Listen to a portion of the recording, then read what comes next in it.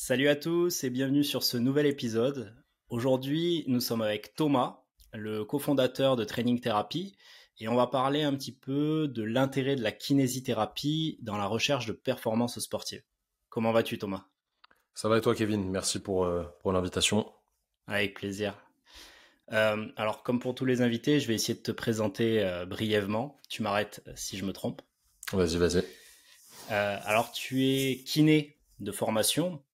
Tu as été diplômé en 2016. Donc à l'époque, ça se faisait sur 3 ans suite à l'année et au concours de médecine. Tu étais étudiant en colocation sur Rennes avec Simon, qui est ton collaborateur sur Training Therapy. Putain, mec, t'es de la police, c'est... Je me Thierry Ardissonise.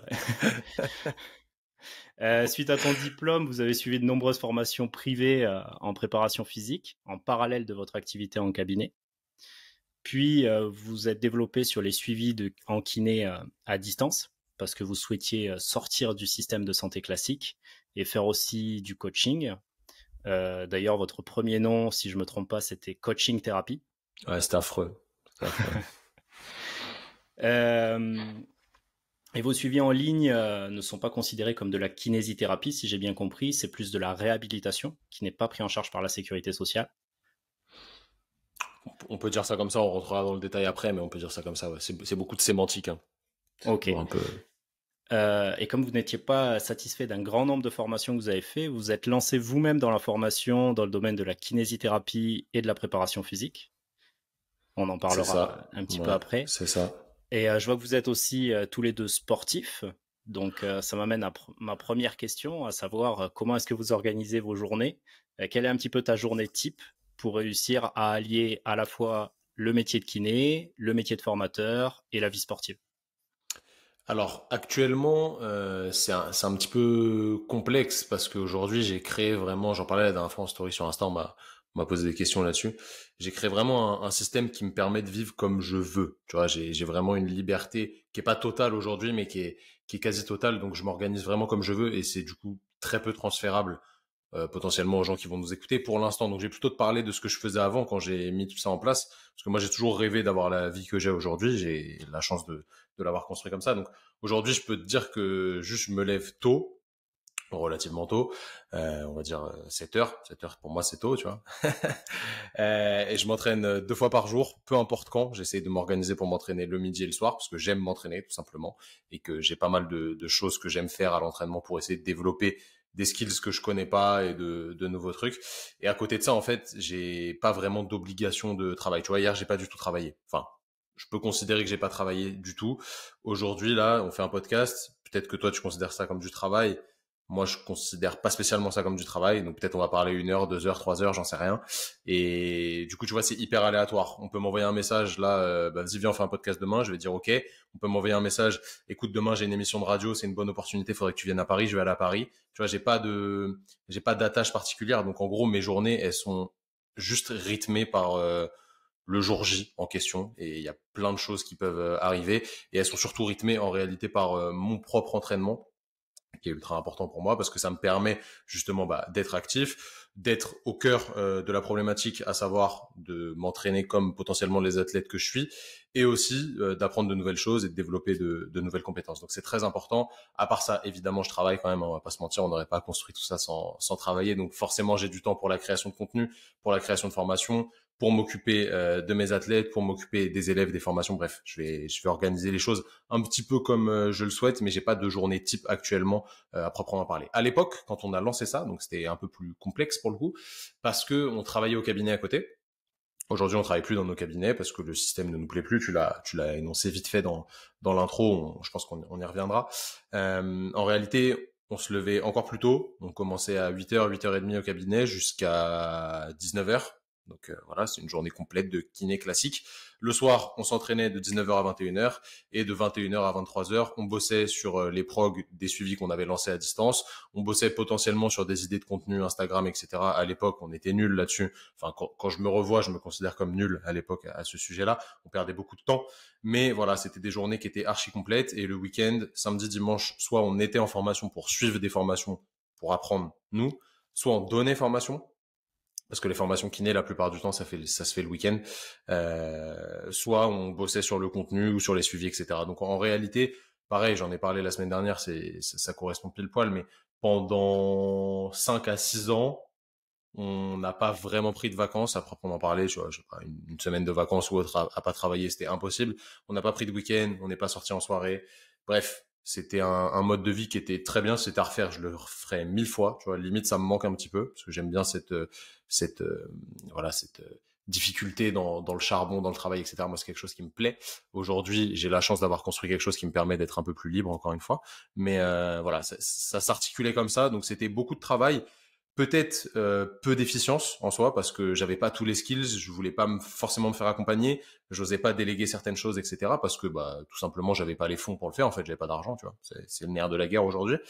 Et du coup, bah j'ai appris tout seul. J'ai appris à monter une vidéo Instagram, j'ai appris à comment communiquer sur Instagram, j'ai appris à monter une miniature YouTube, comment communiquer sur YouTube, j'ai appris à créer du suivi à distance pour mes athlètes, j'ai appris à m'entraîner, enfin bref, j'ai appris à plein de choses. Enfin, j'ai appris plein de choses et c'était très intéressant, mais voilà, c'était hyper pesant et hyper volumineux en termes de temps.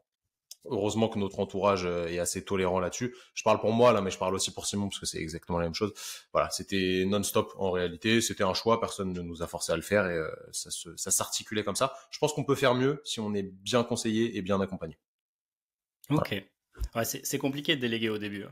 Là, Ah à ouais, t'oses pas, aujourd'hui, ouais, t'oses pas. Ouais. vous faites encore tout seul ou vous libérez un petit peu une partie du Non, travail? non, non. Bah alors, pour tout te dire actuellement, moi, je fais toutes les idées de formation, c'est Simon et moi. Les idées, Ok. vraiment sur le papier. Créer les formations, la plupart du temps, c'est moi. Je les crée, genre je vais écrire, je vais faire les recherches, je vais écrire le contenu de la formation, je vais faire les slides, je vais faire les présentations, etc. Tout ce qui est le contenu, Instagram, YouTube, etc., les idées, c'est moi. Je les note, je fais des scripts, etc. Les vidéos, c'est moi qui les tourne, c'est plus moi qui les monte. Les réponses sur Instagram, c'est de moins en moins moi qui réponds. J'ai un de mes collègues qu'on pourrait dire community manager qui va répondre à ma place parce qu'il y a trop de messages. Et après, on a quelques suivis clients, mais de moins en moins, enfin d'athlètes, mais de moins en moins parce qu'on délègue beaucoup. Aujourd'hui, c'est une grosse équipe, on est 14. Ah oui. On est 14 sur Training Therapy, donc voilà, on a emmené des kinés avec nous qui bossent avec nous et non pas pour nous. Et voilà, c'est la plupart du temps, c'est eux qui font les suivis. Nous, on en fait quelques-uns, mais ça demande quand même beaucoup de temps, c'est chronophage. Hein. Et du coup, on en a, je sais pas, là, je vais te dire, j'en ai une entre 10 et 20. Ok. Ok, ok. Ouais, donc vous vous orientez plutôt sur la partie formation et création de Création, ouais, contenu et vous c'est ça, ouais. déléguez un peu plus la partie suivi actuellement. Bah, et surtout vision en fait, vision de ce qu'on veut faire, comment le mettre en place, comment utiliser les bons leviers, comment bien communiquer et voilà comment faire avancer notre vision et notre mission en fait. Ok. Est-ce que tu pourrais rappeler un petit peu à tous les auditeurs ce qu'est la kinésithérapie et quelle est ta vision du métier? Alors la kinésithérapie par définition, c'est la thérapie par le mouvement, voilà, tout simplement. Donc en soi, ça veut tout dire, tu vois, le terme pour moi, il veut tout dire. Ça Exactement. s'adresse à une multitude de pathologies. Voilà, la plupart du temps, on le réduit au musculo-squelettique, mais il y a quand même pas mal d'autres choses. Il va y avoir tout ce qui est pathologie neuro, pathologie respiratoire, etc., qui ne sont absolument pas, nous, dans notre champ de compétences propre. C'est dans le champ de compétences de la kiné, mais moi, je suis nul en neuro, je suis nul en respi, parce que ça ne m'intéressait pas à l'école, parce que ça m'a jamais passionné, parce que j'ai jamais eu personnellement ce problème-là, donc potentiellement, je me suis pas transféré dessus. Mm. J'ai une collègue qui est une très bonne amie, qui est la plus grande spécialiste en France de la kiné-respi pour les patients atteints de mucoviscidose. Elle est passionnée par ça. C'est magnifique. Il en faut, heureusement, qu'il y a des gens comme elle qui travaillent. Grand merci. Mais voilà, moi, c'est pas mon truc. Il faut, voilà, des experts, entre guillemets, un petit peu partout. J'aime pas trop ce terme, mais il faut des experts un petit peu partout. La kinésithérapie, en fait, c'est soigner les gens en les faisant bouger ou en améliorant leur capacité à bouger. Et si je reprends l'exemple de la neuro ou des pathologies respiratoires, c'est la même chose. Elle, en respi, elle va donner de la mobilité à la cage thoracique, elle va donner de la mobilité à tout le système respiratoire pour que ça draine mieux le mucus, etc. Bref, ça rentre évidemment dedans. Et c'est une vraie thérapie qu'on pourrait définir un petit peu comme sportive, tu vois, en soi, même si sportif, ça veut tout et rien dire. En fait, on fait bouger les gens, on les aide à rebouger correctement, entre guillemets, pour leur redonner des capacités, pour qu'ils assument mieux leur vie de tous les jours, en fait, et qu'ils soient plus libres et qu'ils prennent plus de plaisir dans la vie de tous les jours et que les choses soient moins un effort, entre guillemets.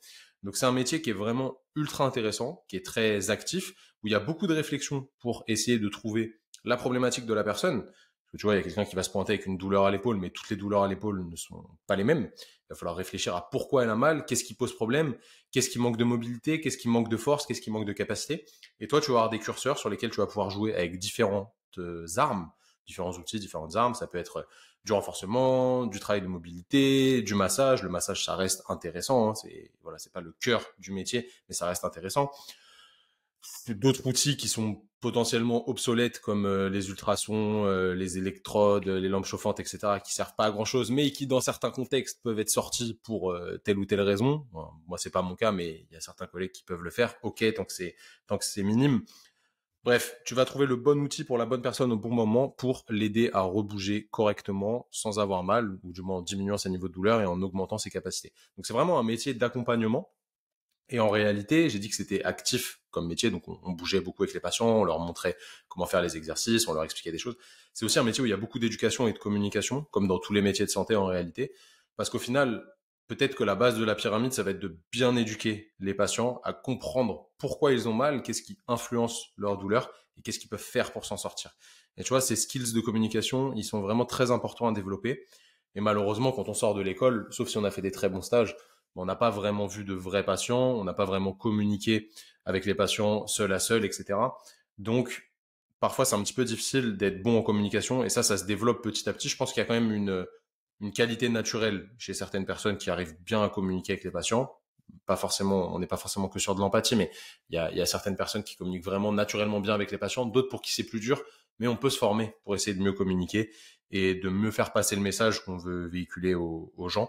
Donc voilà, c'est un métier qui est vraiment très intéressant, qui aide beaucoup les gens. Franchement, c'est un métier qui est ultra, ultra important pour la santé de tous nos compatriotes s'il est bien fait. Mais c'est un métier qui est fatigant moralement parce que les patients ils vous parlent toute la journée non-stop et voilà si vous êtes un minimum empathique et que vous aimez les gens, bah, vous allez essayer de les aider, vous allez donner de l'énergie pour les aider, pas forcément de l'énergie physique, mais vous allez les écouter, vous allez être à l'écoute, vous allez essayer de réfléchir avec eux pour faire passer un bon message, etc. Et c'est assez éreintant. Donc il y a beaucoup de kinés qui se fatiguent au travail. En plus, je te l'ai dit tout à l'heure, souvent on fait 8h, 19h. C'est pas vraiment une vie en soi, on va pas se mentir, et c'est un métier qui épuise petit à petit les gens parce que le système n'est pas optimal. Bref. Et surtout que tous les patients ne sont pas à haute énergie quand ils viennent vous voir. Ce sont des patients qui sont Ouais. blessés, qui sont traumatisés, qui sont parfois déprimés. Carrément, et souvent on leur a dit un paquet de bêtises en amont, et toi tu vas lutter contre les idées reçues qu'ils ont, mais c'est pas leur faute, c'est juste qu'on les a mal éduqués en fait, ces personnes-là, parce que le médecin potentiellement, le médecin il peut être très bon comme il peut être très mauvais, comme un kiné, hein. Un kiné peut être très bon, très mauvais. Peut-être qu'il a vu un ostéo qui était très bon ou très mauvais qui a dit n'importe quoi, peut-être que sa voisine a dit n'importe quoi, et du coup toi tu vas sortir les rames pour ramer, essayer de lutter contre ça, et des fois tu es face à des gens avec qui ça passe pas forcément au niveau communication et c'est pénible et éreintant. Donc il y a beaucoup de kinés qui se plaignent de ça aujourd'hui. C'est pas facile. Après, on travaille pas à l'usine, on travaille pas à la mine non plus, hein. Mais voilà, des fois c'est pas simple parce que le métier est pas vraiment mis en valeur par les autorités, etc. Ok. Bon, et comme tu l'as bien dit, le point commun qu'on va retrouver chez tous les kinésithérapeutes, c'est de redonner du mouvement aux patients. Normalement. Il y en a, normalement. Il y en a qui sont spécialisés un peu plus en neuro, d'autres en musculo-articulaire et d'autres en respiratoire. C'est les trois spécialisations qui existent. Après, il y a des trucs un peu plus, tu vois, il va y avoir de la périnéo, tout ce qui est périnée, etc. Post-accouchement. De l'uro. Ouais, après, ça peut être post-cancer ou, voilà. Ah oui. Il y a pas mal de choses. Il y a de la pédiatrie qui est un peu particulière. Bon, souvent, c'est du musculo-squelettique en pédiatrie ou de la de la respi ou de la neuro, mais c'est un champ qui est un peu plus particulier. Il va y avoir la gériatrie, donc s'occuper des personnes âgées. Mais les trois grands thèmes, selon moi, encore une fois, c'est neuro, respi et musculo-squelettique. Ok. Je te l'avais promis hier que tu l'aurais cette question. Qu'est-ce qu'un bon kiné? Sous-entendu, qu'est-ce qu'un mauvais kiné? Alors pour ceux qui sont pas dans le contexte, je vais recontextualiser. Là, on enregistre le 18 juillet et hier, tu as posté sur les réseaux quelqu'un qui t'a un petit peu malmené en te rappelant un article de loi. Donc dans le code de la santé pour tous les soignants, hein, que ce soit kiné, diététicien, ostéopathe, médecin et ainsi de suite. Il y a un article de loi qui fait qu'on n'est pas censé dire du mal de ses confrères et ainsi de suite. Sauf que la réalité, c'est que dans tous les métiers, il y a des bons professionnels et il y a des mauvais professionnels, tout comme dans la plomberie, dans le bâtiment, dans l'informatique. Exactement. Et malheureusement, ça tire un petit peu la profession vers le bas. Et quand on met le point sur une erreur, des fois, on se fait taper un petit peu dessus. C'est pour ça, hein, que je te pose la question, Mais t'as raison, de t'as par raison. ta vision, qu'est-ce qu'un bon kiné et sous-entendu, qu'est-ce que fait un mauvais kiné en fin de compte? C'est pour Alors, protéger les patients, hein. je rebondis sur ce que tu as dit sur son texte de loi là. Bon, moi, je le mets en story parce que ça me fait rigoler. Hein. C'est plus pour rigoler qu'autre chose. En fait, t'as pas le droit de dénigrer un confrère en le citant ou une consoeur, ce qui est normal pour moi. C'est juste voilà, la logique des choses. Mais t'as le droit de dire qu'il y a une partie des kinés qui sont nuls. C'est la réalité. Le problème, en fait, c'est comme j'ai dit en story hier. Le problème, si un plombier il est nul, bah t'as une fuite, c'est relou, mais tu vas pas le rappeler en fait la fois d'après. Si un kiné il est nul, le problème c'est que c'est moi, toi, tous nos compatriotes qui le payons dans nos impôts. Et en fait, en plus, il fait souffrir quelqu'un. C'est ça le pire. Et tu vois, quand j'ai mis la story, j'ai reçu 20 messages après de patients qui disent ouais, moi mon kiné, il est nul, enfin il était nul. J'ai trouvé un bon kiné qui au moins m'a écouté, m'a fait un bilan, etc. Donc en fait, je vais juste résumer ce que ces gens-là ont dit parce que c'est la réalité des choses. Un bon kiné, c'est quelqu'un qui vous fait un bilan à la première séance, ou alors on va lui laisser le bénéfice du doute à la deuxième séance si vraiment il était dans le jeu à la première, mais pour moi déjà ça c'est pas bon. Donc qui vous fait un bilan, ça veut dire qu'il vous écoute parler, qu'il vous pose des questions pour comprendre votre pathologie et pas juste qu'il regarde l'ordonnance et qui applique bêtement quelque chose après. Donc en fait c'est quelqu'un qui réfléchit sur votre problématique, qui met en place un raisonnement clinique. Un raisonnement clinique, qu'est-ce que c'est de mettre en place toutes les connaissances que la personne a en fonction des symptômes que va décrire le patient, pour faire bref, hein, pour résumer, et qui après met en place un traitement qui est adapté à votre besoin. Je suis pas en train de dire qu'un kiné qui met des électrodes, il est nul. Parce que si jamais ça rentre dans les besoins du patient, que le patient, je sais pas, il est convaincu que les électrodes, ça va le sauver, ok, pas de problème, on peut mettre un petit peu d'électrodes, mais il faut pas que ce soit le cœur du traitement. Si je prends une tendinopathie patellaire, par exemple, le cœur du traitement, c'est la remise en charge et la gestion de la charge à côté, avec évidemment tout ce qui va influencer la récupération, donc le sommeil, la nutrition, etc. Mais le cœur du traitement, c'est pas de passer des ultrasons dessus. Donc, si votre kiné, il passe 30 minutes de séance sur 30 minutes de séance à faire des ultrasons, c'est pas bon, il y a un problème. Donc, en réalité, il faut que vous trouviez quelqu'un qui vous écoute, qui met en place quelque chose qui répond à votre besoin. Ça veut pas dire qu'un bon kiné, c'est quelqu'un qui soigne la personne. Parce que aujourd'hui, on travaille avec le corps humain, on peut pas avoir d'obligation de résultat, c'est pas possible. Des fois, moi, je vais mettre tout ce que j'ai, je vais tout donner. Vraiment, je vais donner tout ce que j'ai pour aider la personne. Ça va pas aller mieux. Pour qui, Il y a trop de pourquoi? paramètres. Exactement. Bon, la plupart du temps, on va pas se mentir quand même. Quand on fait un raisonnement clinique intelligent et qu'on est bien formé, on réduit la marge d'erreur. Donc, potentiellement, on a moins de patients qu'on n'arrive pas à sauver, entre guillemets. Entre guillemets. Donc en réalité, un bon kiné, il va pas forcément vous guérir à 100%, mais au moins il va écouter votre problématique, il va raisonner autour de cette problématique et il va vous proposer une vraie rééducation. Pas juste un truc où vous faites tout le temps la même chose et où la personne elle se remet pas en question. Moi, à chaque fois qu'il y a un patient qui vient, je refais un mini bilan pour voir comment ça a évolué. Je fais pas un bilan d'une demi-heure à chaque fois, mais je refais un mini bilan pour me dire, ok, c'était comment la dernière fois, c'est comment aujourd'hui, qu'est-ce qui a évolué, en pire, en mieux, en pareil, on évalue, et comme ça, on adapte le traitement. Et j'applique pas bêtement une recette tout le temps, tout le temps, tout le temps, tout le temps, sinon ça n'a pas de sens. Ok. Ouais, je t'ai volontairement amené sur ce point-là parce que j'ai moi-même été blessé à deux reprises sur le genou gauche. Une première fois en 2012 où j'ai eu une luxation de la rotule au ski. Aïe. Donc, alors j'ai eu une petite déchirure sur les ligaments qui retiennent la patella. Je crois que c'est latéral et médial. Donc moi, c'est celui qui est à l'intérieur qui a pété. Et suite à ça, j'ai vu un kiné, je crois, pendant 2 ou 3 mois. Et pareil, les séances, j'ai eu un peu d'ultrason. Sur une séance d'une demi-heure, j'avais 20 minutes d'électrode. Et En fait, Et un peu de massage, c'est tout. la question, tu vois, même en 2012, parce que tu te dis, bon, c'était il y a une dizaine d'années, etc. En fait, la question vraiment, c'est à quoi ça sert? Ça sert à quoi Mm. quelle est la logique à utiliser des ultrasons sur une luxation de la rotule? Vraiment, à quoi ça sert? Si on réfléchit un petit peu plus loin et qu'on essaie de pas blâmer nos confrères, on va se dire, ok, il y a des VRP qui viennent à leur cabinet et qui leur disent, look at my ultrason, ça aide à la cicatrisation des tissus. Le kiné se dit, ok, bon, je suis un peu fatigué, vas-y, je vais le croire. Le mec, s'il me vend un truc, c'est qu'il dit la réalité. Sauf que c'est faux. En fait, c'est complètement faux. Et du coup, ils appliquent bêtement quelque chose qu'on leur a expliqué sans vraiment réfléchir. Donc, peut-être que c'est pas leur faute. Après, il y a quand même une histoire de se remettre en question. Mais un bon kiné, il va réfléchir à pourquoi je fais ça et qu'est-ce que ça va amener chez mon patient. Même si on n'a jamais la réponse, parce qu'en réalité, on ne sait pas ce qui se passe. Le corps humain, il est trop complexe. Mais franchement, là, tu te dis, ok, bon, il met des ultrasons. À quoi ça sert pour éviter que ma rotule se reluxe ou pour m'aider à aller mieux rapidement, etc. À quoi ça sert? Les électrodes, ok, il va se dire, ouais, bon, vas-y, on va commencer à stimuler le quadri, etc. Ok, pourquoi pas? Perso, j'aurais pas fait ça, mais pourquoi pas? Les ultrasons, non, non. Et l'électrostimulation a réellement un intérêt dans la rééducation? Sur certains patients, dans certains contextes, ça peut pour aider, tu vois, à optimiser peut-être un petit peu la connexion ou le ressenti. Mais sinon, franchement, c'est rare. Enfin, c'est très rare qu'on l'utilise, vraiment. Ok.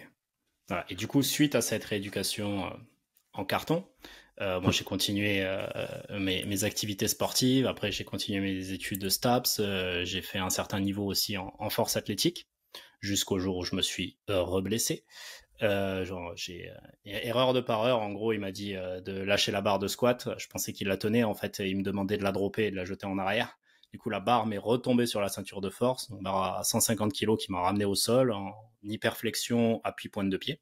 Donc les deux genoux qui ont craqué, petite entorse ligament croisé antérieur côté droit et j'ai redouillé sur le genou gauche. Donc là, cette fois, par contre, je suis allé voir un médecin du sport. J'ai fait toutes les imageries. Derrière, je suis allé voir des kinés spécialisés dans le sport. Là, ça n'a pas été la même démarche, j'étais beaucoup mieux suivi, où il y a réellement eu du renforcement musculaire, où il y a eu une analyse de l'imagerie. Bon, maintenant, j'ai adapté totalement ma pratique sportive dans un but de longévité et plus dans un but de performance. Mais ce que je remarque, c'est que même quand j'ai eu affaire à des spécialistes du sport, donc qui étaient très compétents, le point négatif que je pourrais donner, c'est que j'avais quand même affaire à des individus qui n'étaient pas sportifs, qui étaient spécialistes du sport, donc qui travaillaient tous les jours avec des sportifs, donc malgré eux, ils devenaient très compétents, mais ils ne pratiquaient pas eux-mêmes. Et c'est vrai que si je mettais un petit point là-dessus, c'est que pour moi, un kiné, c'est un expert du mouvement et qui, de fait, doit être un expert de son propre corps et du maniement de ses propres mouvements. Et c'est vrai que c'était la lacune que je trouvais à aujourd'hui, savoir que quand on se spécialise dans un domaine, il faut au moins pratiquer. Je dis pas être à haut niveau dans une discipline, mais on peut pas être un spécialiste sans être soi-même un pratiquant.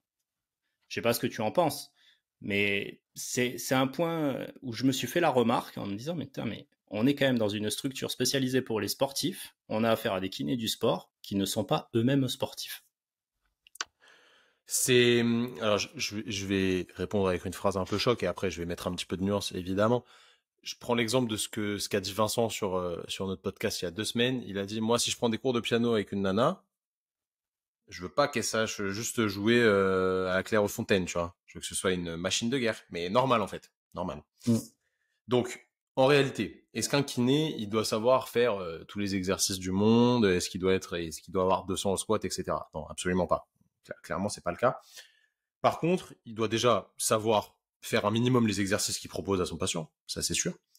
Savoir bouger correctement, même s'il y a des gens qui vont me dire ouais mais non mais il n'y a pas de mouvement correct, etc. On peut faire n'importe quoi. Oui oui ok, il faut savoir utiliser ses leviers quand même un minimum d'une manière reproductible et être en capacité de l'expliquer à la personne. En fait, si vous avez jamais testé sur vous, ça va être très compliqué de le faire à quelqu'un. C'est la réalité.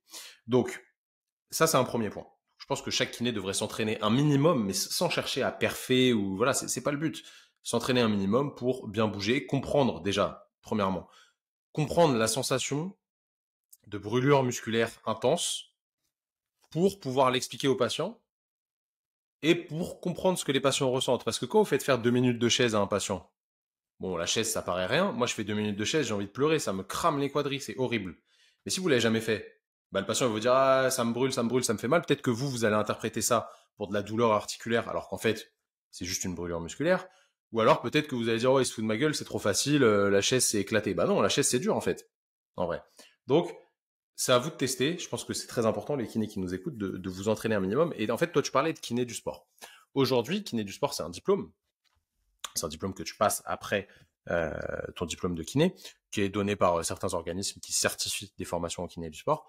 Sauf qu'en fait, aujourd'hui, tout le monde est kiné du sport, parce que tout le monde fait ce diplôme. En fait, ce diplôme, tu le payes. Tu le payes, tu suis les cours, t'as un mini-examen. Bon, ouais, ça casse pas trois pattes à un canard.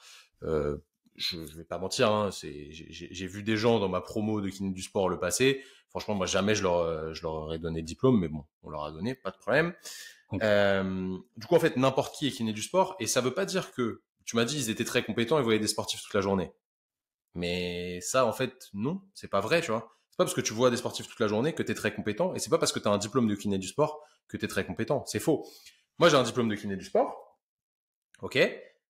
Tu me mets, là, tu me fais travailler avec une équipe de, je sais pas, une équipe de handball. Bon, le handball, c'est pas la bonne idée, puisque moi, j'aime bien les épaules. Donc, tu me fais travailler avec une équipe de, un truc improbable, qu'est-ce qu'on pourrait trouver comme sport, de, je sais pas, des jockeys, tu vois, des jockeys qui font du cheval. Je vais être nul, je vais être éclaté parce que je connais pas leurs problématiques, je sais pas ce que ça amène d'être sur un cheval, je connais pas les pathologies dans leur milieu, etc. J'y connais rien. Donc ça veut pas dire que si t'as un diplôme, t'es bon. Et en fait, le problème qui est causé par ça, c'est que le diplôme ou l'expérience sur le papier de la personne prime. Je te donne un exemple qui est très simple. Là où on habite, il y a des gars qui ont travaillé pour le club de foot de la ville, qui est en Ligue 1 depuis très longtemps. Et juste le fait qu'ils écrivent sur leur plaque ancien kiné ou ancien ostéo de l'équipe, mais il y a 6 mois d'attente dans leur cabinet. Alors que c'est pas parce que t'as bossé là que t'es une machine, sachant qu'en fait, tu sors de l'école, tu les contactes, ouais, j'aimerais travailler, ils vont te dire, ok, on a de la place dans le centre de formation, parce qu'ils cherchent justement des kinés, qui vont être des petits ouvriers, qui vont faire du massage en réalité toute la journée. C'est très bien, si vous aimez le foot, etc., allez-y, c'est top, je pense que c'est une aventure humaine qui est incroyable, mais ça veut pas dire que t'es bon, en fait, loin de là. Et nous, on voit trop, ah bah ouais, bah en fait, lui, il est bon parce que il s'est occupé de ce club et parce que il a un diplôme de kiné du sport. Mais c'est faux. C'est comme nous, on a eu des top athlètes en CrossFit. Au moment où on a eu des top athlètes en suivi, on a eu plus de demandes. Mais est-ce que c'est parce qu'un top athlète m'a fait confiance que je suis bon? Mais absolument pas. Pas du tout. Ça se trouve, il y a un mec, il a que des athlètes de bas niveau, il est bien meilleur que moi. Et c'est ok, il n'y a pas de problème.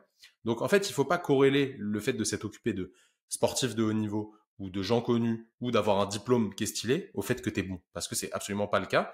Parce que encore une fois, ce diplôme, il s'achète entre guillemets. Donc, il faut pas, voilà, aujourd'hui, je pense qu'il faut pas forcément faire confiance aveuglément à quelqu'un qui est kiné du sport. C'est bien, c'est mieux que pas kiné du sport. Ou je suis même pas sûr, tu vois, de ce que j'avance actuellement. Mais voilà, faut pas être aveugle là-dessus. Et pour tout te dire, moi j'ai été à l'INSEP. J'en verrai. Il y a certains kinés, j'en verrai pas ma mère faire de la rééducation là-bas. Hein. Et moi, j'irai pas non plus. Hein. Parce que te passer l'ATCAR, alors l'ATCAR c'est un truc avec des ions, bref, un courant électrique, peut le jeter à la poubelle sans trop de problème.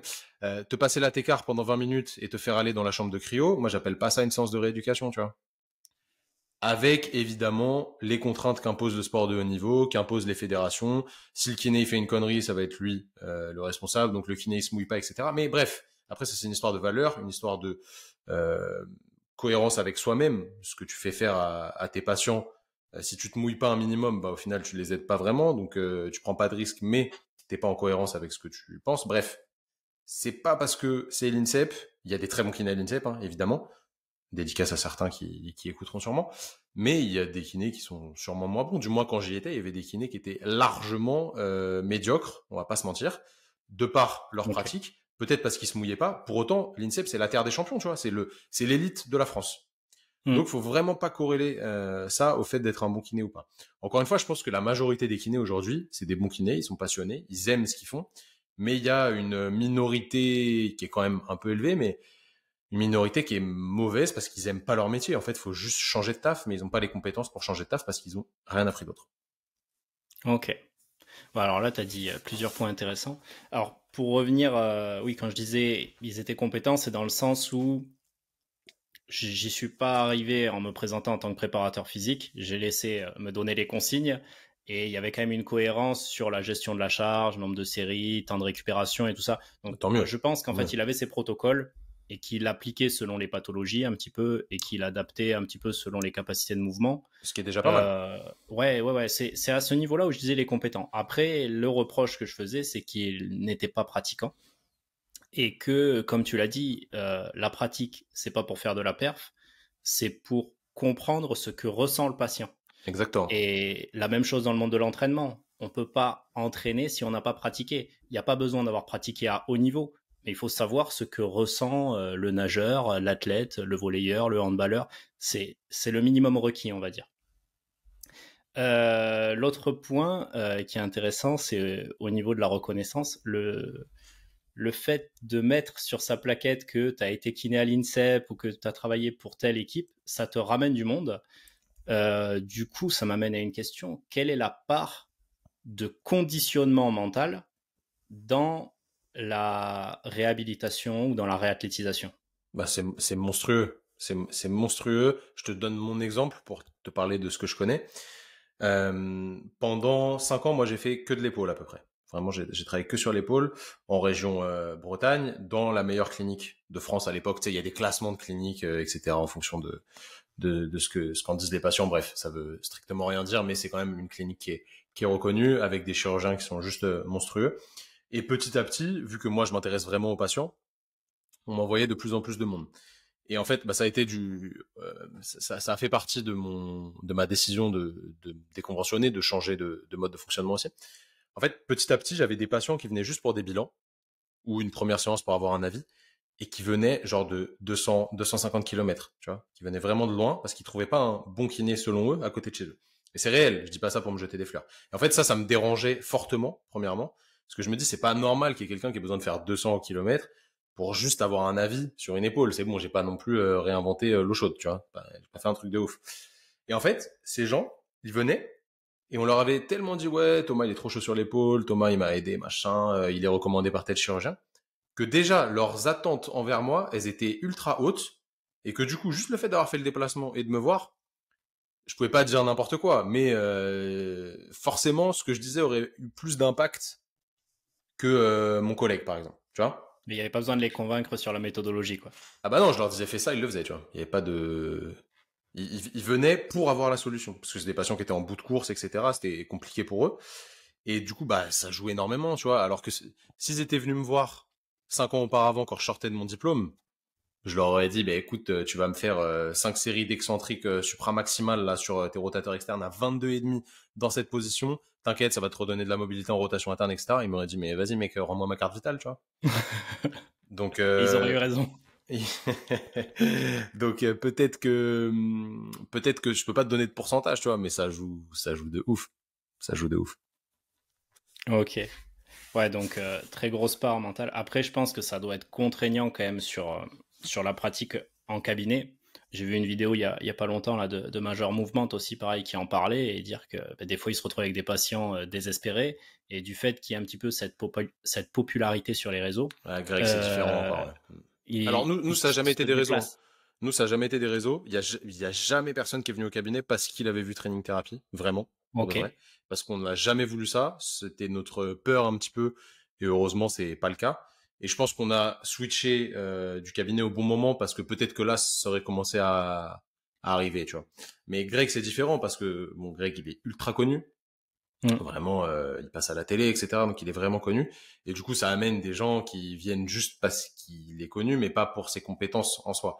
Donc ça, c'est encore autre chose. Je pense que personne ne peut le comprendre parce que personne ne l'a vécu, Mm. tout Oui, simplement. puis ça te dégrade ton métier parce qu'à l'arrivée, il y a des gens qui viennent juste pour te voir. Ouais, puis Et à contrario, il y a aussi des gens qui doivent venir parce qu'ils sont désespérés et parce qu'ils ont essayé 10 000 professionnels de santé avant et qui viennent vers toi pour avoir la solution miracle. Et t'as pas de solution miracle à apporter en fait. ouais, puis même pour tes collègues et tout, c'est pénible aussi, hein. Faut pas négliger ça parce qu'on travaille quand même en groupe. Aussi. Et au bout d'un moment, ça peut être pesant. Ok. Ouais, mais c'est une part du métier. Maintenant que on se développe de plus en plus sur les réseaux sociaux, auxquels on pensait pas auparavant, et il y a de nouvelles problématiques qu'on commence à rencontrer. Après, personne n'est obligé de se développer sur les réseaux, hein. Bien sûr. Pas d'obligation là-dessus, hein. Je voulais parler un petit peu de prévention des blessures. Mhm. Déjà, est-ce que ça existe vraiment? Non. Non, évidemment. Est-ce que tu peux développer? Bah, ça n'existe pas parce que une blessure, tu peux pas la prévoir, tout simplement, par définition. Après, tu peux jouer sur des facteurs de risque. Ok, mais ça veut pas dire que tu te blesseras pas, tout simplement. Aujourd'hui, il y a deux trucs qui ressortent si on regarde la littérature scientifique. C'est le fait d'être fort. Ça veut pas dire soulever 300 kilos, soulever de terre. C'est pas du tout la question. C'est être fort par rapport aux contraintes de ton sport ou de ta vie. Donc, avoir des capacités de production de force élevées sur les tissus qui sont mis en contrainte. Et deuxième point, bien gérer sa charge d'entraînement. Tu vois, pas avoir de pic trop haut ou de pic trop bas. Il y a que ça qui sort et c'est les deux trucs qui semblent les plus importants. Après, évidemment, il y a d'autres choses, selon moi, qui sont importantes, mais d'un point de vue scientifique, il y a que ça qui ressort pour l'instant. Ok. Alors, quelles sont les blessures les plus courantes que tu as pu rencontrer chez les sportifs que tu as eu en suivi? Et si tu devais citer un ou plusieurs points communs qui est un facteur de risque accru dans l'arrivée de ces blessures-là, lesquelles seraient-ils? De quel sport tu me parles? L'ensemble des sportifs que tu as pu rencontrer, est-ce qu'il y a une majeure partie de blessures qui est très courante? J'en ai aucune idée. Peut-être des croisés, peut-être des luxations de l'épaule, peut-être. C'est dur parce qu'encore une fois, j'ai une pratique qui est quasi exclusive sur l'épaule, moi. Tu vois, on a chacun nos trucs. Donc forcément, j'ai vu plus d'épaules que de genoux. Après, voilà, les grosses pathologies, il va y avoir l'entorse de cheville. Ouais. Les tendinopathies au niveau de l'épaule. J'aime pas trop ce terme, mais on va le mettre quand même. Lombalgie. Ok. Cervicalgie. Et après, tout ce qui est pathologie, pareil, tendinopathie patellaire, tendinopathie d'Achille, syndrome fémoro-patellaire, de temps en temps des croisés, de temps en temps des luxations d'épaule. Voilà, ça, c'est assez variable, mais c'est les grosses pathologies qu'on va retrouver en réalité. Et qu'est-ce qui est commun chez les sportifs qui se blessent? Alors, en fait, c'est difficile de dire parce que nous, on les voit après la blessure. Tu vois, on les a pas vus avant. Et du coup, il y a des mécanismes qui se mettent en place directement après l'apparition d'une douleur ou d'une blessure qui font qu'il y a des choses qui sont perturbées. Donc, immédiatement après, ils sont moins forts. Tu vois, donc il y a un déficit de force. Est-ce que c'est dû à la douleur ou est-ce que c'était présent avant? C'est difficile de dire. Tu vois. Donc, si j'allais vite en besogne, je dirais, bah, ils sont moins forts. Du coup, c'est potentiellement pour ça qu'ils se sont blessés. C'est compliqué. J'ai pas la solution aujourd'hui. Je pense que oui, il y avait quand même un déficit de force en amont qui a amené plus de contraintes sur le tissu. Mais souvent ça, c'est associé à un déficit de mobilité quelque part sur les étages sus ou sous-jacents, qui fait qu'en fait, il y a plus de contraintes qui viennent se mettre au niveau du tissu qui est devenu douloureux. Okay. Je fais toujours le distinguo entre blessure et douleur, parce que c'est pas exactement la même chose. Tu peux avoir mal sans qu'il y ait de lésion tissulaire à proprement parler, donc c'est pas à proprement parler une blessure. Bref. Du coup, il y a souvent quand même un déficit de force associé à un problème de mobilité quelque part. Et en plus de ça, une mauvaise gestion de la charge. La personne elle va se faire mal en compétition. Tu vois, j'ai une athlète qui m'a envoyé un message là, qui s'est fait les croisés en descendant d'une montée de corde ce week-end. Aïe. Fin de WOD, en compète, fatigue. Et franchement, elle saute pas de haut. Hein, et elle lâche la corde genre à 1 mètre du sol, tu vois.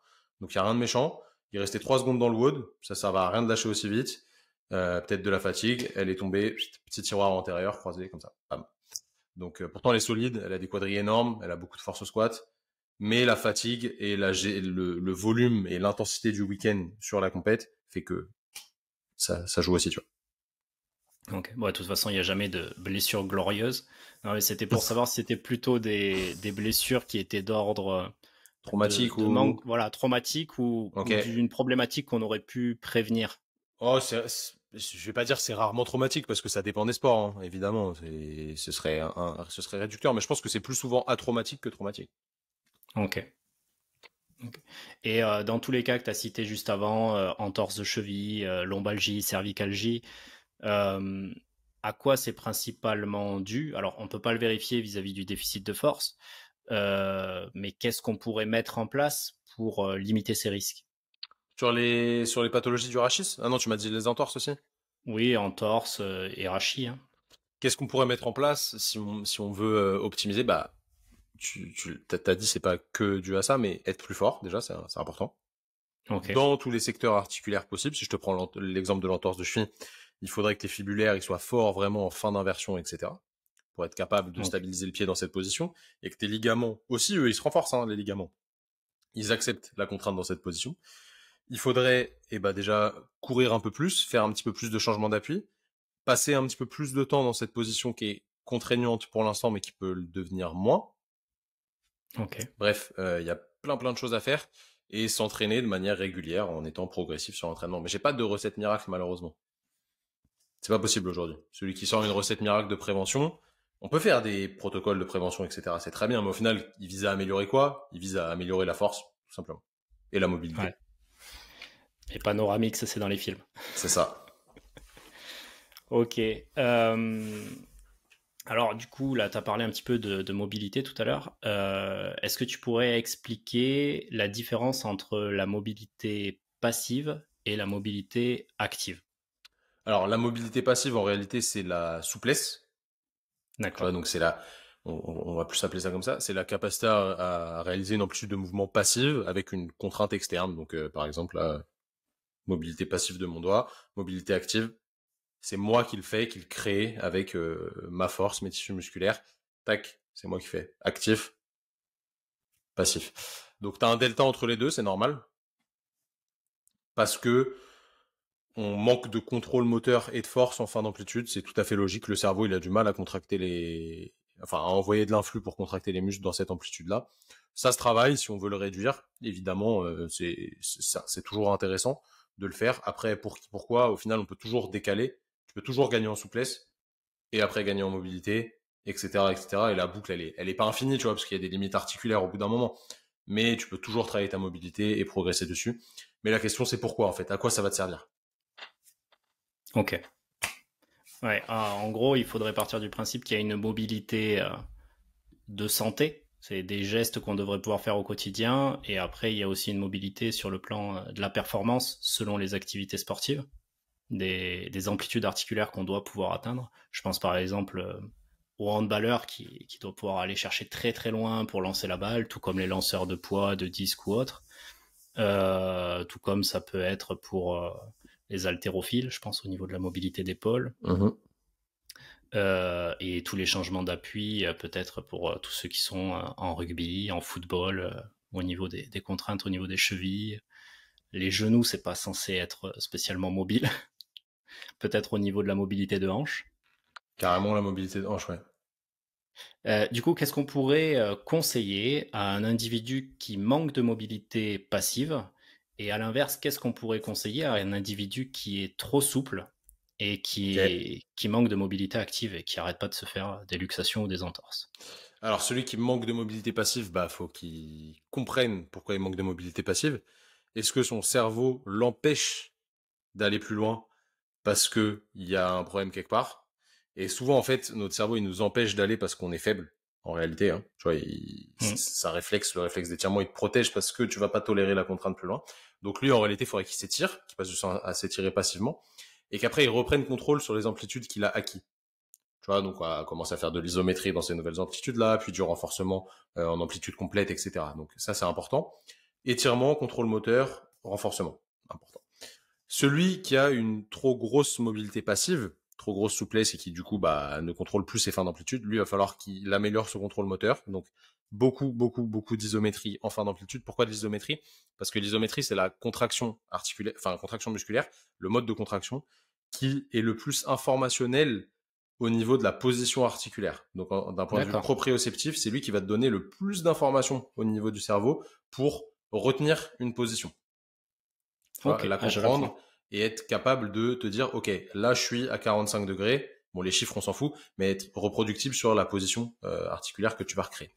Donc, ça va être important. Et après, évidemment, faire du renfort de fin d'amplitude en augmentant progressivement la charge, puis la vitesse. Pour faire Ok, simple. clair et concis. Parfait.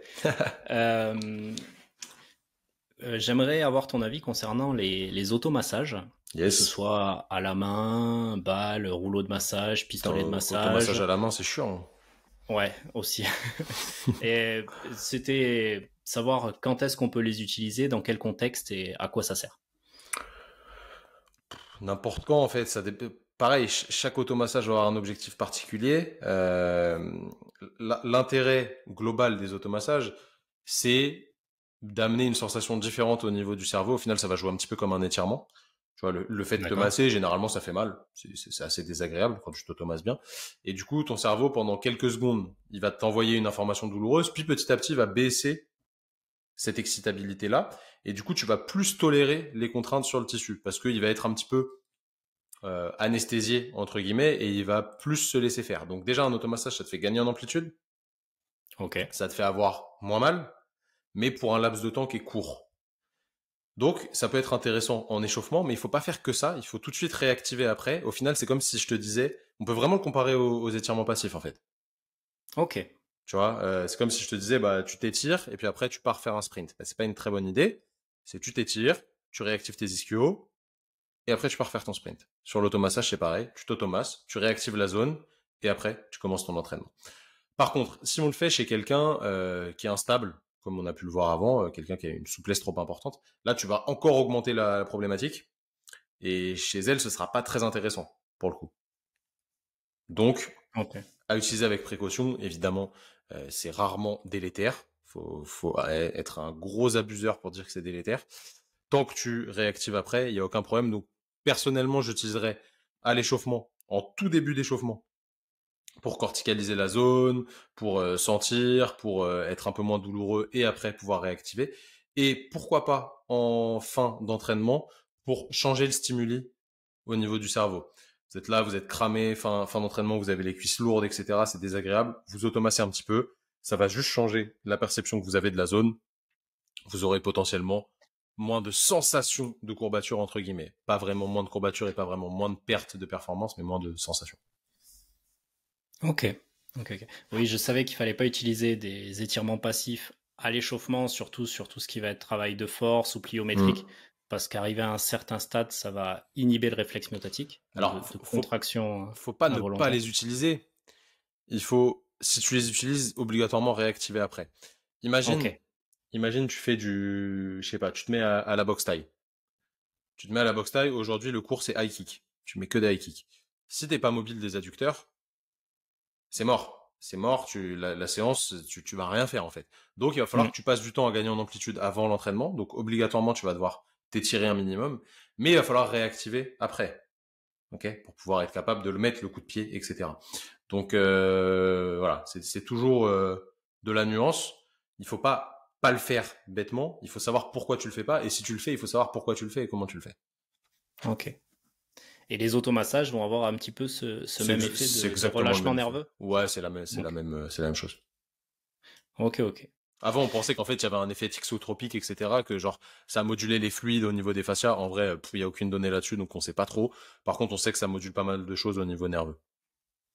Ok. Ouais, donc à utiliser de manière intelligente. Exactement. Et au début de l'épisode, tu parlais là sur les pathologies de raisonnement clinique. Mhm. Est-ce que pourrais nous en dire un petit peu plus comment ça fonctionne, quelle est la démarche de recherche dans un raisonnement clinique? Alors, le raisonnement clinique, il se fait en 3 étapes clés. Première étape, le patient, il arrive et on prend un maximum d'infos. Depuis quand il a mal, quelle est l'intensité de sa douleur, comment la douleur est apparue, est-ce que c'est la même chose de l'autre côté, est-ce que ses parents avaient potentiellement la même problématique. J'abuse hein, dans ce que je dis, mais tu prends un Hmm. max d'infos. Vraiment, tu prends un max d'infos Tous les pour antécédents. avoir toutes les données, tout ce qui t'intéresse, comment se comporte la douleur, à quelle heure elle survient, suite à quel geste, est-ce qu'il y a eu un geste traumatique, quel sport il fait, comment il s'entraîne, combien d'heures d'entraînement par semaine, bref, tu prends toutes les infos. Premier point. Deuxième point, tu vas prendre ces infos-là et tu vas les mettre en regard de ton expérience personnelle et surtout des données de la littérature, à savoir, quelqu'un a mal à l'épaule. Tu fais un test tendineux pour l'épaule, même s'il n'y a pas vraiment de test tendineux pour l'épaule, on va dire ça comme ça. Tu fais un test de job, hop, la personne a mal. Elle a mal, ok, le test est positif. Je regarde la littérature, qu'est-ce que ça me dit, le fait que ce test soit positif? Est-ce que ça veut dire que le patient a une tendinopathie du supraépineux? Non. Est-ce que ça veut dire qu'il a une bursite? Non. Bref, ce test, il est pas ouf. J'ai pris un exemple volontaire là-dessus. Il me donne rien comme diagnostic patho-anatomique. Par contre, c'est un marqueur pour me dire, ok, le patient a mal là-dessus, ça marche. Je note, il a mal à 6 sur 10, on s'en servira plus tard dans la rééducation. Ensuite, tu vas faire d'autres tests, potentiellement des tests musculaires, etc. Tu vas voir que l'infraépineux a du mal à s'activer. Tu vas dire, ok, bon, l'infra a du mal à s'activer, et en plus, le test de job est positif. Peut-être que ma coiffe postéro-supérieure, elle est pas ouf. Tu vois, elle a un peu de mal à s'activer, elle est un peu faible. Ok, ça rentre dans un gros contexte. Et ça me fait penser à ce patient qui avait exactement le même âge, qui est venu il y a 1 an, qui avait exactement la même problématique. Et la rééducation, elle s'est bien passée parce qu'on avait fait ça. Ok, je le prends aussi. Ça, c'est mon expérience personnelle, tu vois. Ça, c'est ta deuxième étape. Donc, tu compares ce que tu as pris en termes de marqueurs à la science et à ton expérience perso. Évidemment, selon moi, hein, la science a un rôle peut-être plus important que l'expérience. Mais il faut mettre de la nuance là-dedans. Troisième étape, en fonction de toutes les données que tu as prises avant, de ta réflexion, etc., tu crées un plan de rééducation avec une hypothèse de base. Je reprends mon exemple très rapide d'avant. Mon patient a une sensibilité de la coiffe postéro-supérieure associée à une faiblesse de la coiffe postéro-supérieure et un déficit de mobilité en rotation interne. Du coup, mes hypothèses, c'est ça. Ce que je vais faire en pratique, c'est du renfort de la coiffe post, de l'activation de la coiffe post, du travail de mobilité en rotation interne. Potentiellement, il a un rachis thoracique qui bouge pas bien, on va aussi aller bosser le rachis thoracique. Bref, j'ai mes hypothèses, j'ai mes plans de traitement. Je le mets en place sur 2 à 5 séances. Et si au bout de 5 séances, il n'y a pas d'amélioration, c'est que mon hypothèse, elle était sûrement pas bonne, ou qu'il y a une problématique autre qui joue là-dessus. Donc en fait, c'est du test-retest. On réfléchit, on met une hypothèse comme on faisait en cours de SVT ou de chimie à l'époque. Je te rappelle. Oui, je me rappelle bien. Et on valide l'hypothèse, pas à la deuxième séance, parce que ce serait trop rapide. Mais 3, 4, 5 séances après, pour voir si on est sur le bon chemin, et pour pas faire perdre de temps à la personne, en fait. Tu vois, on réévalue rapidement, pas trop rapidement non plus, parce qu'il faut du temps pour que ça s'adapte. Et après, on continue notre voie et on refixe des petits objectifs un petit peu différents du départ, parce que la personne s'est améliorée, etc., etc. C'est ça un raisonnement clinique. Ok. Et là, tu as sorti 2 éléments clés très intéressants sur... Vas-y, je te laisse finir. Et je vais surtout choisir les bons outils pour la bonne problématique. Tu vois, cette sensibilité de l'infraépineux là, qui est sensible, etc. Peut-être que je peux le lever avec de l'isométrie, peut-être que je peux le lever avec de l'excentrique, peut-être que je peux le lever avec du dry needling, peut-être que je peux le lever avec du massage. J'ai plein d'outils. Lequel va être le plus pertinent à ce moment-là et pour le futur? C'est au kiné de choisir après. Ok. Et là, il y avait 2 éléments intéressants que tu as donnés pour avoir un bon raisonnement clinique. 2 paramètres, le paramètre scientifique et le paramètre d'expérience, qui est quand même un phénomène assez clé. Hein. Tout à l'heure, on parlait de qu'est-ce qu'un bon professionnel de santé. C'est aussi un professionnel qui a de l'expérience, parce qu'il a un retour de toutes les erreurs qu'il a fait. Exactement. Et que, comme tu disais, hein, il y en a qui ont le diplôme. Le diplôme certifie d'un certain bagage de connaissances qui ont été évaluées, qui sont un minimum requis. Hein. Celui qui n'a pas le diplôme n'est pas professionnel. Hein. Il y en a qui essayent de passer un petit peu outre, mais c'est pas parce qu'il y a le diplôme qu'il y a forcément de la compétence. Il faut allier la connaissance à l'expérience pour être vraiment compétent. Et dans la connaissance, il y a toute la littérature scientifique. Et dans la compétence, il faut aussi toute l'expérience professionnelle. Ce qui fait que tous les professionnels ne sont pas pluridisciplinaires. On est tous un petit peu spécialisés. Dans ton cas, tu parlais principalement de l'épaule, que si on te mettait une cheville, ça t'emmerderait plus qu'autre chose peut-être. Et moi, à l'inverse, pareil, en tant que diététicien, tout ce qui est obésité, chirurgie bariatrique, diabète et nutrition du sportif, c'est mon dada. Par contre, si on me met une femme enceinte ou un nourrisson, je serai moins à l'aise, quoi.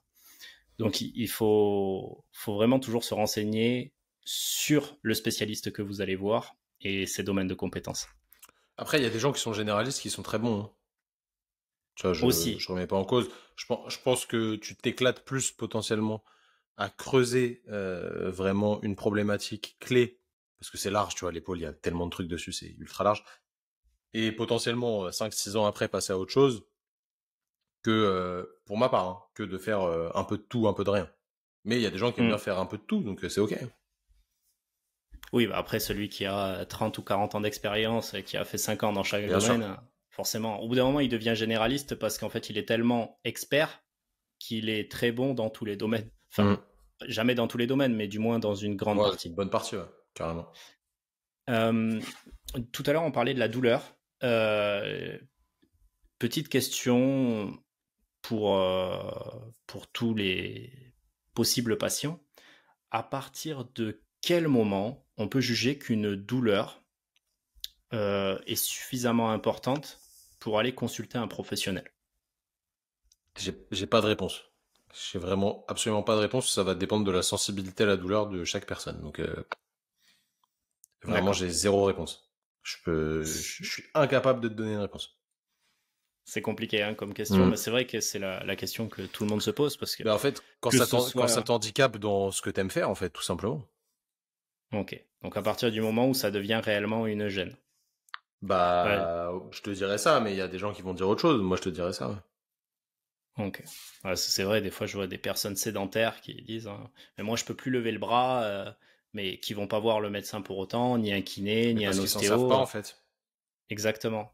Mm. Et C'est 2023, toujours ça. dans le même sens, mais à l'extrême aussi. C'est les sportifs qui ont l'habitude de repousser en permanence leurs limites, du coup qui ont un certain seuil à la douleur qui est assez haut, Mhm. et qui en fin de compte, dès qu'il y a une petite douleur, vont dire bon mais c'est bon, à chaud ça me fait pas mal, et qui vont avoir tendance à retarder l'échéance. Et je sais pas hein, sur le plan statistique, mais je suppose qu'il y en a beaucoup qui se blessent parce qu'ils ont laissé une petite douleur qui leur paraissait anodine traîner Sûrement, sur la sûrement. longueur Sûrement, puis ça diminue forcément la perf. aussi. Mm. Aussi. Donc C'est c'est un point. pas. En fait, c'est comme tout, c'est un effort qui est à faire sur le court, moyen, long terme. Et les gens se disent, ouais, j'ai la flemme, tu vois. J'ai la flemme. Et ils prennent pas le temps de le faire. Après, c'est un choix, hein. Tu vois, moi, j'ai mal à l'épaule depuis 5 ans, en dents de scie. Je fais pas ma réhab parce que ça me saoule. Parce que vraiment, moi, enfin voilà, j'ai pas envie de la faire, tu vois. Je vais pas mentir, j'ai pas envie de la faire. Si c'était quelqu'un qui me la programmait, je la ferais. Tu vois, y a aucun problème. Mais je me plains pas, en fait. Je me plains pas, je sais que c'est rien. Je sais que c'est rien de méchant. Et tant que ça me gêne pas plus que ça dans ma perf et dans ma vie de tous les jours, c'est ok, tu vois. Et quand ça va vraiment pas, je fais ma réhab sérieusement pendant quelques jours, jusqu'à ce que ça aille mieux. Et voilà. Mais c'est ok, hein. Moi je suis ok Ah, avec ça, tu vois. il y a un adage qui dit que c'est toujours les cordonniers les plus mal chaussés. Bien sûr, après, encore une fois, hein, si moi j'aime bien tirer sur la corde, j'aime bien souffrir, donc c'est totalement ok d'avoir des petites douleurs de temps en temps, hein. Y a pas de problème. Ok. Bah, je sais que tu es un aficionados de l'épaule, donc on est sur la thématique, qui est une problématique que je retrouve chez la plupart de mes sportifs dans mes spécialités, donc la natation et la force athlétique. J'ai énormément de luxation de l'épaule chez les papillonneurs et les dossistes, et beaucoup de problèmes au niveau de la coiffe des rotateurs chez les spécialistes du bench en force athlétique. Alors je sais que la coiffe du rotateur des rotateurs met du temps à s'adapter sur le plan tendineux, qu'elle n'aime pas trop la charge. Mais j'aimerais avoir ton avis sur tout ce qu'on pourrait mettre en place pour prévenir un petit peu les risques de blessures, que ce soit chez le nageur qui a besoin d'une mobilité complète ou chez le powerlifter qui va avoir une contrainte de charge très importante sur un angle précis. Alors, commençons par le powerlifter. Je pense que la plupart du temps, la problématique chez eux, ça va être vraiment la charge d'entraînement pour le coup. Ok. Pour de vrai. Qui va vraiment falloir optimiser au mieux, au mieux, au mieux. Parce que vous êtes, enfin, pas toi, mais les powers, ils sont tout le temps en train de jouer avec les leviers pour être optimal sur le levier, faire le moins d'efforts possible. Mais ça met quand même beaucoup de tension sur le pec de prendre large. Et ça met aussi beaucoup de tension sur la coiffe, au final, de prendre large. Donc, c'est toujours, tu flirtes avec les capacités de tolérance de tes tissus. Donc, en réalité, tu peux mettre du petit renfort d'activation, de la coiffe, des rotations externes, etc. Pour moi, c'est trop light. Il faudrait être un peu plus fort. Et vu le niveau de force qu'il développe, aller vraiment sur des charges lourdes, tu vois, pour le coup. Et essayer vraiment de renforcer ça au max du max. Après, les erreurs, elles peuvent être techniques aussi. Je suis pas assez spécialiste du bench pour te dire comment corriger un bench de manière ultra efficace. Mais il y a aussi ça à gérer. Donc, chez les power, en vrai, faut pas hésiter à charger pour de vrai. Tu vois, vraiment à renforcer fort ces tissus-là parce qu'ils sont capables, ces tissus-là. Faut juste leur laisser le temps. Une Ok. coiffe, hein, c'est pas que ça n'aime pas la charge. Ça dit que ça n'aimait pas la charge tout à l'heure. C'est que ça met beaucoup de temps à s'adapter parce que c'est pas très bien vascularisé. Ok. C'est juste ça en fait. C'est un tissu qui est vraiment particulier dans le corps. Donc c'est juste ça la problématique. Mais si tu prends le temps, c'est bon, il y a pas de problème. Et pour les nageurs, alors pour ceux qui se luxent, évidemment, l'important ce serait d'aller travailler leur force de fin d'amplitude, comme on disait tout à l'heure. Donc il y a des exercices qui Mobilité sont clés, active. comme le pullover, vraiment très important, je pense. Essayez d'aller optimiser au mieux la mobilité des étages du dessus et du dessous, donc cervical et thoracique, très important. Et pourquoi Ok. pas la hanche même, parce que souvent on néglige, mais ça peut décharger pas mal. Et bah ouais, enfin les renforcer en fin d'amplitude, vraiment c'est le plus important, leur donner de la force dans cette position qui est très particulière, qui est le papillon. Ok. Et ils font Ok. pas assez de travail à sec en fait les nageurs. C'est vrai. Et ils Ils font vont ramener vite fait énormément. leur élastique, ils vont faire tac tac tac 3-4 rotations externes avant, mais ça suffit pas, tu vois. C'est ça. Puis ils répètent énormément de mouvements dans le Il y a beaucoup de bassin volume, ouais, et c'est énorme. c'est ça. Tout est en traction par les bras. Et voilà, dès que tu fais 2 kilomètres, t'as vite fait tes 4000 mouvements de bras. Donc ça fait des volumes assez importants. Et il y a très peu de prépa physique qui se fait en salle parce que les heures de bassin sont toujours optimisées, qu'il n'y a pas Ah forcément bah une oui, non, salle mais sur c'est tous les clair, c'est clubs. clair. Et du coup, toute la rotation externe, adduction des scapulas et tout ça, elle n'est pas faite. Et souvent, c'est des blessures dues à la charge et dues justement à un manque de force en manque d'amplitude. Hein, tu as tout à fait raison. J'avais une athlète qui faisait les jeux là justement, une nageuse qui faisait les jeux, bah, c'était Tokyo les derniers jeux. Elle faisait du 100 mètres, je crois. Ouais, 100 mètres. Ouais. Je sais plus quelle nage. Et elle faisait, je vais peut-être dire une connerie, mais je crois qu'elle faisait les entraînements jusqu'à mai. C'était elle faisait 4 ou 5 000 mètres par Oui, c'est entraînement. ça. Ça n'a, 2 fois enfin, par jour. ouais, voilà, c'est ça. Mais pour moi, ça n'a pas de sens en soi parce que j'y connais rien. Mais peut-être que d'un point de vue technique et accumulation de volume, c'est très important. Mais elle avait mal à partir de 2000. Et en fait, dès que le volume a commencé à réduire, c'était mieux. Tu vois, c'était mieux. Et nous, pendant ce temps-là, bah, vu que c'était les jeux, que c'est l'échéance de sa vie et qu'on va pas forcément prendre trop de risques, pour le coup, mes séances, elles étaient peut-être un petit peu moins actives, plus que d'habitude. Tu vois? Ok. Parce que là, il fallait driver. Donc, c'est intéressant, ça fait un peu un pied de nez à ce qu'on disait tout à l'heure. Ça dépend des contextes, encore une fois. Elle était OK parce qu'elle savait que elle avait mal à l'entraînement à partir de 2000.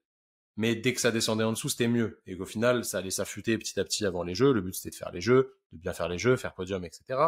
Et voilà, c'était OK, tu vois. Ouais. D'où l'importance d'être suivi aussi par un kiné pour adapter ses volumes d'entraînement, pour prévenir un Bon, petit peu l'entraîneur, tout il ce qui voulait peut pas arriver. adapter, hein. Ah, Donc moi, je bah ça, faisais passer du temps c'est en salle, normal. tu vois. Elle passait du temps en salle à côté sans trop en faire non plus. Et après, au cabinet, on faisait surtout de l'antalgique et pour qu'elle puisse... Tu vois, en fait, elle venait au cab, 3 jours après, c'était nickel. Et si elle me revoyait pas, bah, ça repartait. Donc en réalité, le travail de fond, c'était de faire son renfort intelligent. Mais entre mai et juillet, on n'allait pas avoir assez de delta vis-à-vis de tout le volume qu'elle faisait à côté, parce que ça, on pouvait pas l'adapter. Donc c'était pas un pansement sur une jambe de bois, mais pas loin, tu vois. Et voilà, on a géré le truc comme ça. Ok. Malgré le volume, parce que comme tu as dit, ils font vite entre 4 et Ouais, puis 6 000 par on pouvait entraînement, pas le deux baisser fois par celui-là. jour. On pouvait pas le baisser. Exactement. Sur une semaine, ils font, je pense, assez facilement 60 km Ouais, ça doit être ça. hebdomadaires, Ça doit être ça. avec un jour off et un peu de prépa physique entre les deux séries d'entraînement. Mais c'est la différence entre le Sachant que sport ça, santé et le sport performance, quoi. exactement. Sachant que ça, ouais, c'est pour des nageurs en sportif. Si tu pars sur des nageurs en eau libre, ça peut vite monter à 80, 100 km hebdomadaires, quoi. Tout en traction par les bras. Donc oui, on n'est plus dans du sport santé. Tu l'as très bien dit. Mais d'ailleurs, pour différencier la partie sport performance, sport santé, on a énormément d'organismes qui sont là pour nous donner des recommandations de santé. Moi, je considère que ce sont des recommandations minimales de santé, comme l'OMS, comme les hautes autorités de santé. Pour toi, quelles seraient les recommandations journalières optimales de santé? Qu'est-ce qu'on devrait faire sans vouloir faire de la performance, juste pour avoir une bonne capacité de mouvement, suffisamment de force, suffisamment d'endurance pour vivre sereinement jusqu'à 90 ans? Alors, marcher. Ok. Au Combien? moins, je dirais 7 bornes, à peu près. 7 bornes pour faire au minimum comme nos ancêtres. Voilà.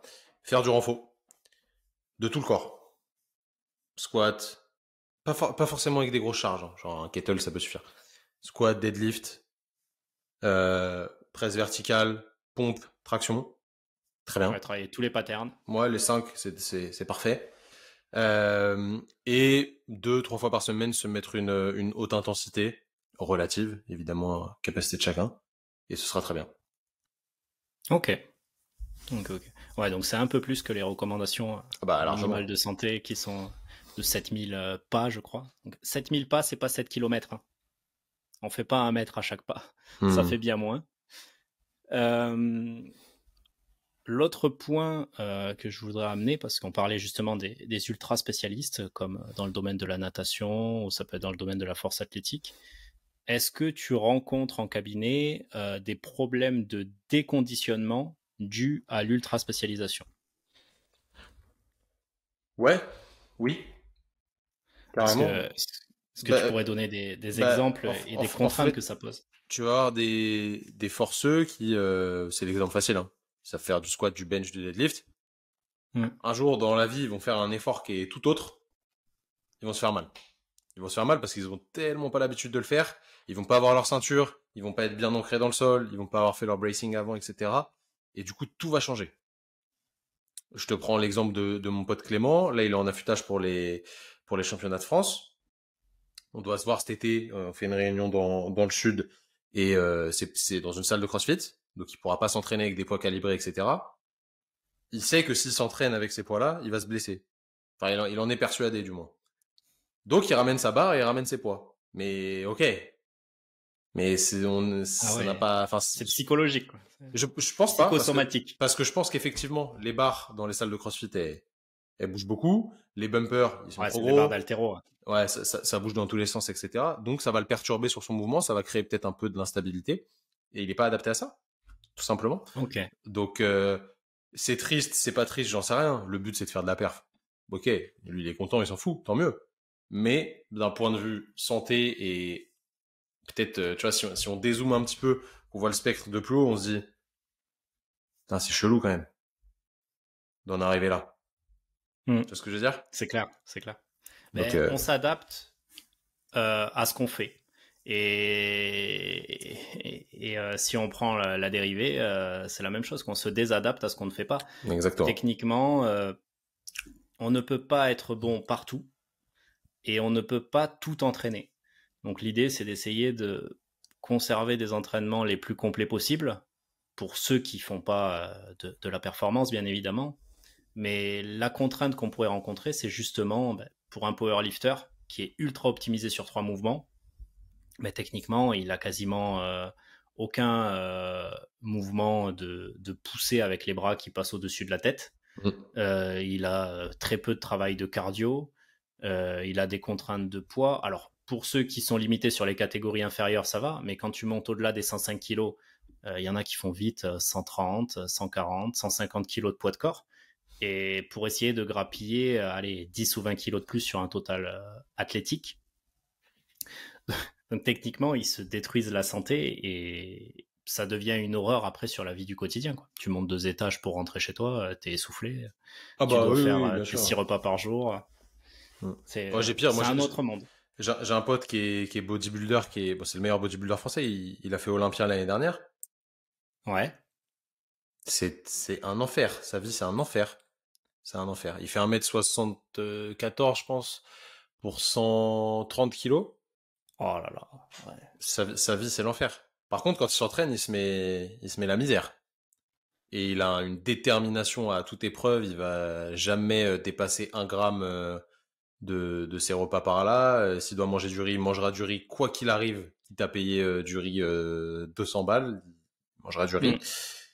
Et par contre, il peut pas prendre les escalators, tu vois. Même juste les escalators, c'est trop fatigant pour lui. Il est obligé de prendre l'ascenseur. Wow. Tu Ah vois. ouais. Et il faut qu'il mange à telle heure. S'il mange pas à telle heure, ça va pas le faire, etc., etc. C'est un choix. Mais lui, il est très au clair avec ça. Il sait qu'il se abîme la santé, entre guillemets, du moins qu'il perd un petit peu des points de vie là. Mais pour lui, le jeu en vaut la chandelle. C'est ok, hein. Ouais, c'est le but de sa Moi, vie. y a pas de problème, hein. De toute façon, avec les sacrifices qu'il y a autour, Je pense que qu'il ce soit veut, sur le plan tu vois, alimentaire, social ou autre. exactement. D'un point de vue philosophique, je pense qu'il vaut mieux faire ça et perdre un petit peu de points de vie plutôt que se dire, oh, bah, je vais être en bonne santé tout le temps, mais je vais rien faire de ma vie. Ouais, c'est compliqué. Là, c'est un débat, je saurais pas me placer à savoir Je pense que rajouter de la vie ou c'est un débat qui a rajouter pas de de la sens. vie Ouais, enfin, au rajouter de jour. la vie. C'est rajouter de la vie en bonne santé, rajouter de la vie, c'est comment, tu vois? Et rajouter de la vie pour en faire quoi, en fait? Exactement. Rajouter de la vie aux journées ou rajouter des jours à la vie, quoi. Parce que si tu rajoutes de la vie juste pour regarder Netflix, je pense que tu auras pris plus Autant être champion du d'émotions, monde. exactement. Plus d'accomplissement en Ok. faisant ça, quoi. Bon, c'est un débat. Je reviens un petit peu sur la partie kinésithérapie. Quel conseil tu pourrais donner aux préparateurs physiques sur des outils qui sont fiables pour tout ce qui est analyse de capacité de mouvement? Voilà, personnellement, moi j'utilise le GMC, le FMS. Est-ce que tu aurais des recommandations à faire ou du préventif pour, Je les ai utilisés, ces tests-là, surtout Cook, donc le FMS pour ceux qui connaissent pas. J'y suis revenu un peu parce qu'en fait, pour moi, c'est trop loin de la spécificité, justement, à Ok. l'inverse. Et pourquoi pas en screening de début de saison, mais voilà, ça va te donner des idées. Après, il va falloir le remettre dans un contexte un peu plus global, un petit peu plus précis. À part ça, franchement, je pense qu'il y a un truc qui est intéressant, c'est les dynamomètres de force, dynamomètres de pression plutôt, pour évaluer la force max, soit en traction, soit en pression. Parce que c'est fiable. Pour le coup, c'est ultra fiable, c'est ultra valide. Après, c'est très spécifique à une angulation donnée, un mouvement particulier, etc. Mais c'est le seul truc qui, selon ce que je t'ai dit tout à l'heure, hein, aujourd'hui, voilà, on sait que c'est le déficit de force qui est le plus problématique. C'est le seul truc le plus pertinent pour moi. Après, ça va être du cas par cas, ça va être de l'évaluation globale sans forcément d'outils particuliers, un peu à ta sauce, mais voilà, je mettrai un dynamo. Ok. Un très bon conseil pour tous ceux qui écoutent. Mais est-ce que tu aurais des recommandations d'ailleurs de marques, d'outils, Moi, de rapport qualité-prix? je bosse avec Kinvent et c'est très bien, ça fonctionne très bien, l'appli est bien, tout est bien, mais en vrai, il y a d'autres marques. Ok. Donc ouais, pas plus une que d'autres. Non. C'est à peu près tous les mêmes. Prenez un truc où il y a une application sur le téléphone, comme ça vous avez les données directes. Ok. J'aimerais revenir un petit peu sur votre activité du coup de formateur. Mhm. Qui ça concerne et comment ça se passe? Alors, ça concerne pour la plupart les kinésithérapeutes. Ouais. Mais on a des formations qui s'adressent aussi aux coachs. Donc, on a des formations présentielles qui sont sur 2 jours où on va creuser soit sur le renfort, il y a une formation sur le renfort, soit sur la planif, formation sur la planif, soit sur l'épaule, soit sur le genou, soit sur la hanche. Bref, des sujets un peu particuliers. Et on a aussi digitalisé ces formations pour qu'elles soient accessibles à tout le monde et elles sont en e-learning sur notre site. Donc, en gros, tu t'inscris et tu les suis à ton rythme tranquillement. Il y a à peu près 14 heures de formation par formation. Donc, c'est des grosses formations. C'est vraiment des formations pro. C'est pas C'est pas des trucs de rigolo comme on voit un petit peu partout sur Instagram maintenant. C'est vraiment de la vraie formation professionnelle, ultra quali. Tu vois, je te prends l'exemple du cours pour l'épaule. Il y a 420 slides et plus de 500 références scientifiques. Et je les sors pas de mon chapeau, tu vois. C'est des trucs qui sont vraiment intéressants. Je prends pas des refs juste pour mettre des refs. Bref, il y a les exos, il y a tout, il y a le bilan. Enfin bref, c'est vraiment des formations qui sont complètes. Et le but, c'est que moi, je me dis en fait, quand je crée une formation, je veux qu'à la fin, si la personne met en application ce que je lui ai appris, je peux lui envoyer ma mère en rééducation sans aucun problème. Tu vois, Que c'est tu ne mon ferais pas avec objectif. certains kinés de l'INSEP. Ah ben non, certainement pas. À La l'époque, petite à pique l'époque, gratuite. à l'époque. Ça remonte, c'était pendant les Jeux de Rio, donc ça remonte. Ok. Et d'ailleurs, pour tous les futurs kinés qui vont être en formation ou qui sont en formation ou qui se lancent tout juste, quels conseils tu leur donnerais? Ceux qui sont à l'école de kiné, Ouais, ceux qui souhaitent devenir kiné. alors, lisez, soyez sur Instagram, mais suivez les bons comptes sur Instagram. C'est important. Vraiment, Instagram aujourd'hui, c'est une bonne plateforme pour transférer du contenu. Et il y a des bonnes choses. Après, il faut suivre les bons comptes. Et surtout, inscrivez-vous. Je ne prêche absolument pas pour ma paroisse, mais inscrivez-vous dans une box de CrossFit. Ah, pourquoi? Parce que comme ça, vous allez tester à tout.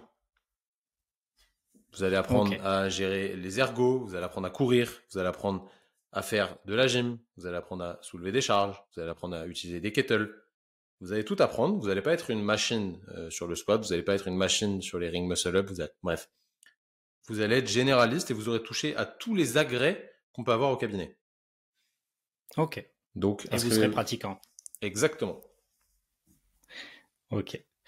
Bah, j'ai fait le tour un petit peu de mes questions. Est-ce que tu as quelques mots à rajouter pour cet épisode? Est-ce qu'il y a des sujets que tu souhaites aborder? Pas spécialement. Je pense qu'on a fait le tour. Hein. Encore une fois, voilà, moi c'est un métier qui me passionne et un vaste sujet qui me passionne. Donc je pourrais en parler des heures et des heures. Mais voilà, je pense qu'aujourd'hui, tous les kinés, coachs qui nous écoutent et qui s'intéressent à la santé des gens, on a vraiment une part importante à prendre sur le marché et dans notre pays pour aider la population vraiment à aller mieux. Je pense que c'est vraiment important de le prendre en compte. Mais pour ça, il faut être sérieux et il faut se former pour être meilleur. Et petit à petit, en fait, la formation, vraiment, améliorer ses compétences, c'est pas un truc qui est rentable à court terme. C'est pas un truc où vous allez gagner plus d'argent ou vous allez décupler, je sais pas, votre niveau de vie à court terme. C'est vraiment quelque chose qui se fait sur le long terme parce qu'en fait, vous allez mieux aider les gens, vous allez mieux soigner vos patients. Du coup, les patients viendront plus vers vous, ils seront plus reconnaissants et ainsi de suite. Tu vois, c'est pareil pour les coachs en réalité. Exactement. Donc, Ouais, je suis formez-vous. tout à fait d'accord. Formez-vous, pratiquez. Tout au long de votre carrière, de toute façon, dans Exactement. tous les métiers, il faut continuer à se former. Et il faut se remettre Ça en évolue question tout le tellement temps. vite. Hein. Ouais, mais nous les premiers. Hein. Nous les premiers. On reste pas sur nos acquis. Hein. Pour ceux qui souhaitent te contacter, quel est le meilleur moyen? Alors, vous pouvez m'envoyer un message sur Instagram, donc training.thérapie, facile à trouver. Vous pouvez envoyer un message sur le contact du site, il n'y a aucun problème. Juste si vous nous envoyez un message, dites-nous bonjour, sinon on répond pas. Salut ou bonjour, sinon on répond pas parce qu'il y a beaucoup de messages.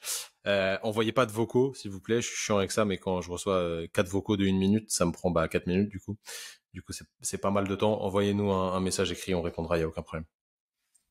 Ouais, ces vocaux, je trouve que c'est une horreur. Tout le monde utilise ça maintenant. Alors que à l'arrivée, si t'es pas dans un endroit calme où tu peux l'écouter, t'es obligé d'avoir une oreillette ou quoi pour pouvoir l'écouter. Ça dure 2 fois plus de temps que de lire un message. En fait, ça ne décharge que la personne qui envoie le vocal. Exactement. Et ça fait chier tous ceux qui le reçoivent. Sauf quand tu peux accélérer. Quand tu peux accélérer, ça va. Voilà, tu écoutes en 2.0 là. Ouais, c'est ça. Sauf si la personne parle très vite, mais. Ouais. Bon, ben, sur cette note optimiste, je vais mettre du coup les liens dans la description de l'épisode. Je te remercie pour toutes ces réponses. Merci à toi, appris Kevin. pas mal de choses. Cool. Et peut-être à bientôt sur le podcast. Carrément, avec plaisir. Ciao, ciao. Salut.